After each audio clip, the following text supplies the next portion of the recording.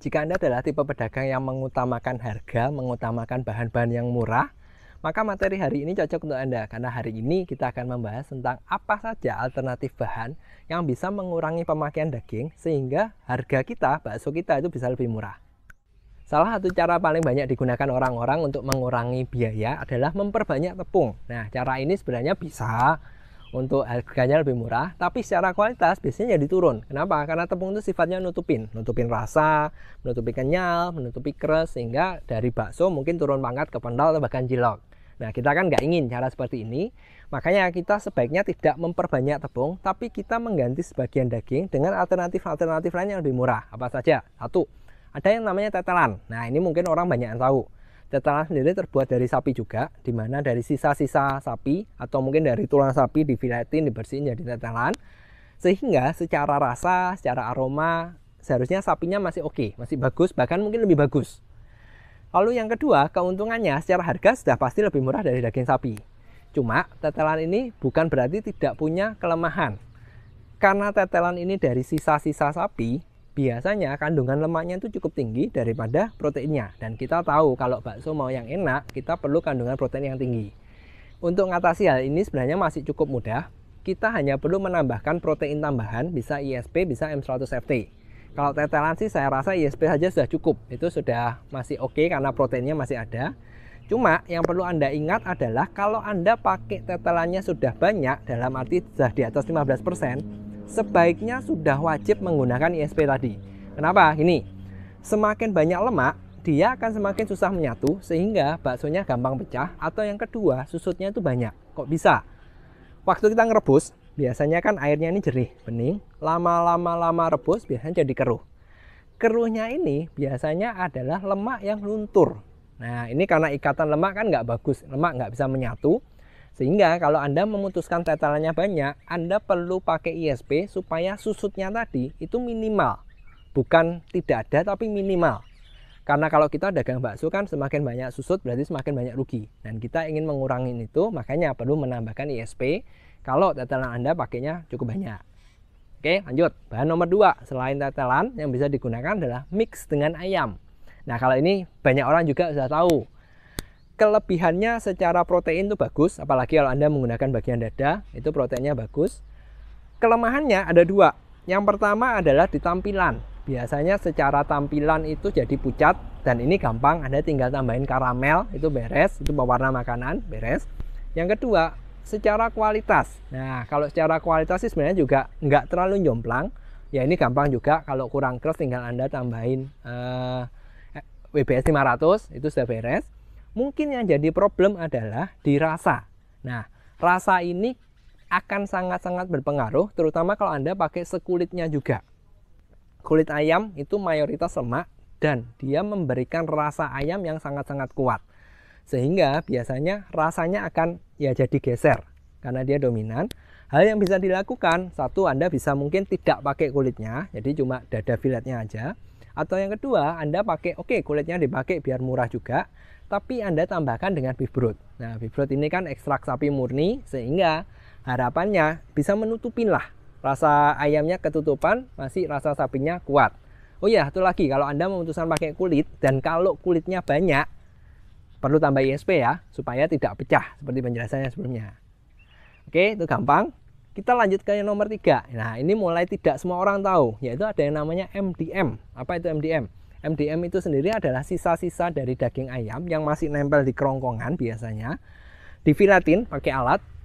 Keluarnya sisa-sisanya ini yang dipakai sebagai alternatif bahan lebih murah. Nah, kalau dibilang apakah ini daging? Iya sih, cuma persentase dari dagingnya itu kecil sekali. Mayoritas adalah cairan dan lemak. Dan tentu kalau cairan dan lemak yang dominan, hasilnya akan rawan pecah sekali. Sehingga sebaiknya kalau Anda memutuskan pakai MDM, pemakaiannya nggak terlalu banyak. Saran saya sih kalau bisa di bawah 20%. Karena kalau sudah di atas, biasanya itu sudah, satu, secara rasa itu akan kuat sekali menutupi. Yang kedua, dia sudah kualitasnya ini sudah nggak karu-karuan. Sehingga Anda perlu tambahan bahan.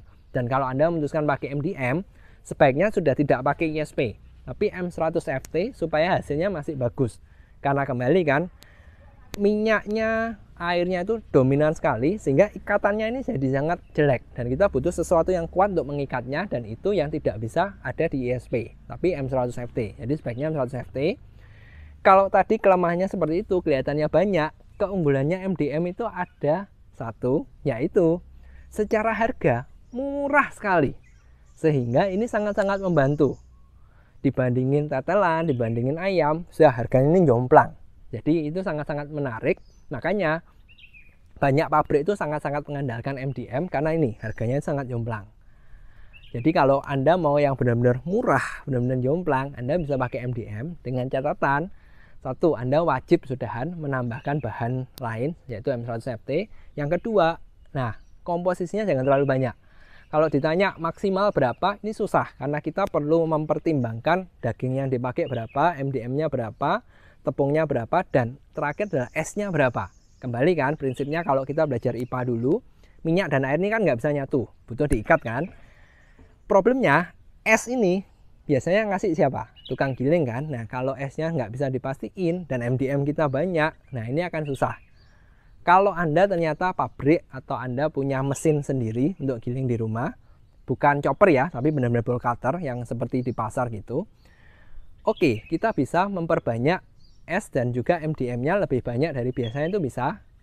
Tinggal diotak-atik resepnya. Nah, saya nggak bahas hari ini karena ini agak kompleks, jadi mungkin lebih perlu menyesuaikan. Jadi ya konsultasi aja lah. Saya ada cantumin nomor di deskripsi, itu ada nomor tim saya, Anda bisa kontak, nanti bisa dibantu.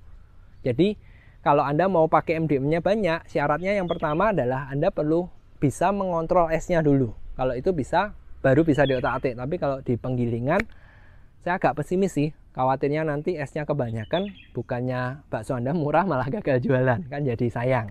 Nah, oke, itu yang ketiga. Yang terakhir, keempat.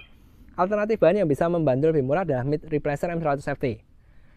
Bahan ini cukup bagus, karena itu saya sering mempromosikannya. Cuma memang ada beberapa kelemahan yang ya kadang ganggu. Yang pertama adalah secara harga mahal.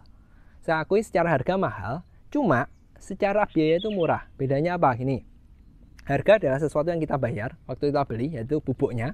Biaya adalah total biaya saat kita bikin bakso. Seharusnya kalau kita berdagang bakso, yang utama itu adalah biaya, bukan harga.